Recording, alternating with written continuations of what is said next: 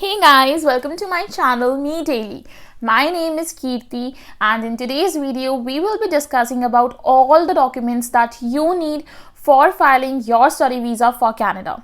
A to Z documents. So basically जब मुझे अपनी फाइल लॉन्च करनी थी in the month of December, मुझे बहुत प्रॉब्लम आई थी because for every single document I need to ask my agent and call क्या ये डॉक्यूमेंट चाहिए and then she used to tell me yes.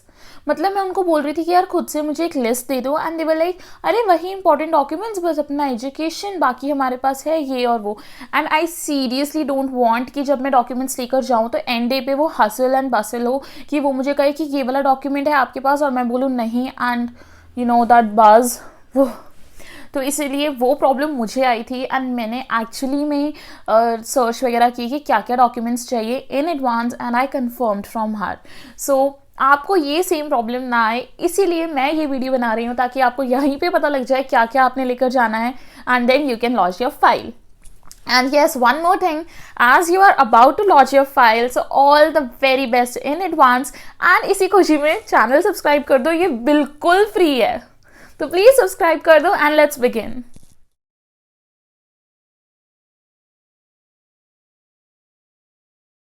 Okay, so first of all, I am going to discuss about the educational documents. तो now comes 10th. 10th के लिए आपको कोई extra कुछ भी नहीं लगाना, सिर्फ आपकी मार्कशीट मिली होती है यूजुअली येलो कलर में, आपने वो ही अटैच करनी है. मैं सैम्पल साइड में अटैच कर दूंगी. ओके, देन आपने 12th की भी मार्कशीट अटैच करनी है. That's it. और जो मार्कशीट्स आप लगा रहे हो मेक श्योर ऑफ कोर्स सारे डॉक्यूमेंट्स आपके स्कैन जाएंगे, फिजिकल कहीं पे भी जाकर पोस्ट वगैरह नहीं करना होता है. सो मेक श्योर कि आप फोटो कॉपी वगैरह का स्कैन डॉक्यूमेंट नहीं करवा रहे हो उस वक्त सबमिट, ओरिजिनल चीज़ों का ही स्कैन करा के सबमिट कराना है.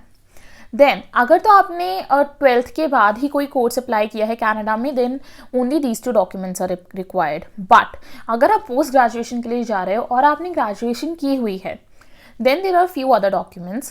दैट इज एक तो आपकी मेन डिग्री जिसके ऊपर लिखा होता है कि हाँ आपने ये कोर्स कंप्लीट किया है इन दिस पर्टिकुलर यूनिवर्सिटी और college and you have passed this course in this year. Plus आपको अपने सारे सेमेस्टर्स की मार्कशीट लगानी है. सो बेसिकली ऐसा होता है अगर आपने BCom या BA वगैरह करी है तो आपके इन इंडिया 3 इयर्स की होती है, 6 सेमेस्टर्स होते हैं, तो 6 सेमेस्टर्स की मार्कशीट लगानी है. अगर आपने BTech करी है तो 4 इयर्स होते हैं, तो 8 सेमेस्टर्स की मार्कशीट लगेगी. अलॉन्ग विद दिस आपको एक जब आप कॉलेज छोड़ते हो, जब आपका कॉलेज कंप्लीट हो जाता है, एक करेक्टर सर्टिफिकेट मिलता है कॉलेज की तरफ से, वो भी आपने लगाना है. अगर कोई भी डॉक्यूमेंट ऐसा है जो आपको नहीं मिला, स्पेशली करेक्टर सर्टिफिकेट, तो प्लीज़ अपने कॉलेज में जाओ एंड उन्हें बोलो, they will give you at that spot only.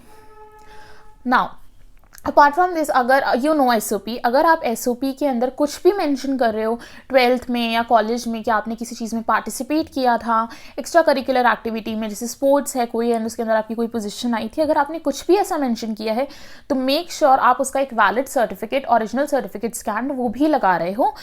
वो इस चीज़ का प्रूफ होता है कि जो भी आपने लिखा है वो सच है and you know there is no forge thing written in your SOP. So this was about the educational documents required. Now other documents required is of course passport. Passport में last, first and last page पे आपका Indian details होनी चाहिए. Then next up we have to attach the offer letter. So again offer letter दो तरह की होती है. एक तो offer letter आपको आती है शुरू में जब आप कॉलेज अप्लाई करते हो, वो वाली ऑफर लेटर नहीं अटैच करनी है. आपने वो वाली ऑफर लेटर अटैच करनी है जो आपको आपकी फीस पे करने के बाद आती है. ठीक है, सो बेसिकली जिसको हम एक्सेप्टेंस लेटर बोलते हैं अपनी लैंग्वेज में, आपने वो अटैच करना है. आफ्टर दैट आपको अपना GIC सर्टिफिकेट अटैच करना है. GIC सर्टिफिकेट आपको मेल में मिल जाएगा आपकी. जब हम GIC डिपॉजिट कराते हैं 10,000 समथिंग डॉलर्स की, तो हमें GIC सर्टिफिकेट मेल पे ही आ जाता है, तो उसी को ही स्कैन कराकर वो भी आपको सबमिट करना है while launching your file. It is very important क्योंकि हम लिखते हैं हमने GIC सबमिट कराई है, तो ये उसका प्रूफ होता है.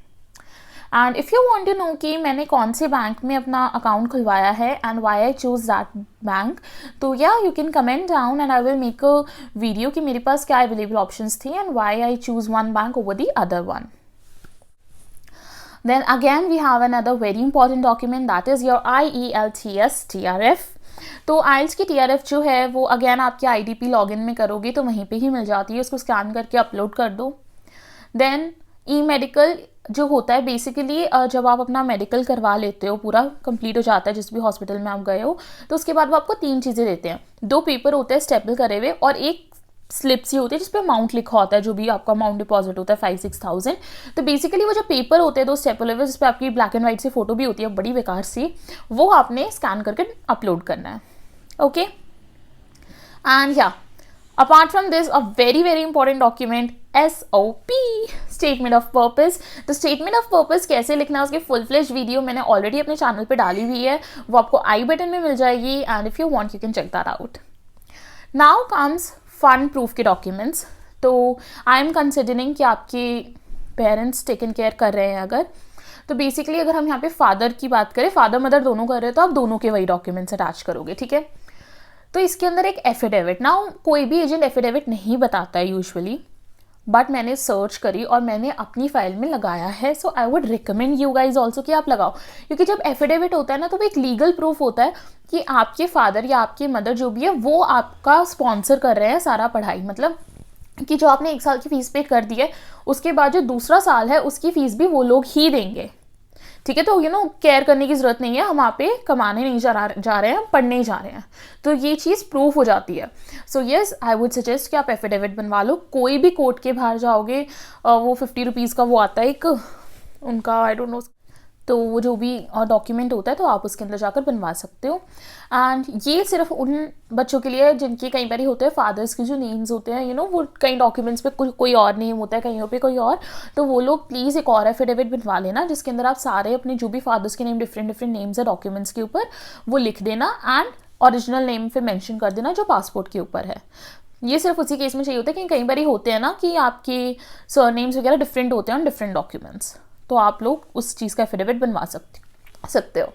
Then we have funds. तो बेसिकली इसके अंदर मैंने ITR लगाई थी अपने फादर एंड मदर दोनों की पिछले 2 साल की।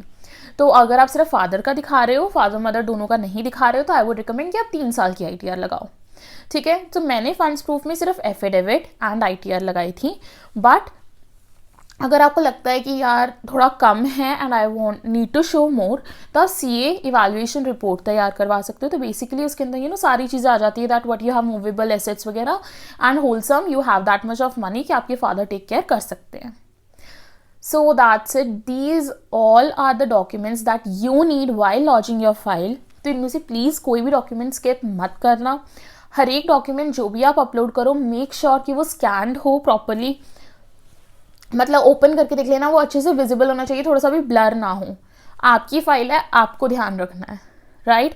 और अगर इन एनी केस आप खुद स्कैन कर रहे हो, so there is one app Adobe scan, जिसको मैं पर्सनली यूज़ करती हूँ जब भी मुझे कोई PDF या कुछ स्कैन करना होता है, तो आप उसको यूज़ कर सकते हो, ठीक है। And that's it. Apart from this, अगर कोई डॉक्यूमेंट में आपको कोई डाउट आए, सो of course you can just comment down, and I love to reply your comments.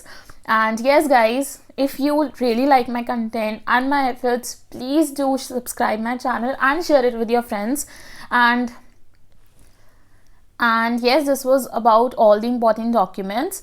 And अब थोड़ा सा टॉपिक से हटकर मैंने अपने एक शॉर्ट में डाला था that I have booked my flight for Canada, and मैंने इनडायरेक्ट फ़्लाइट बुक करी है।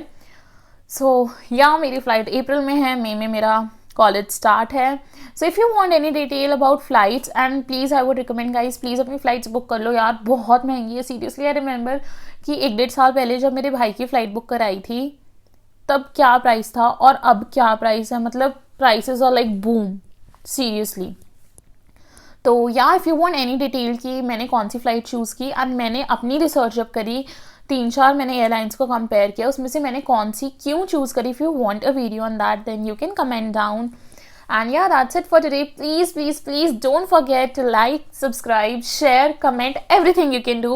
Everything is free, of course. So please guys, do it quickly. And see you in my next video. Till then, bye-bye. Take care. Stay safe.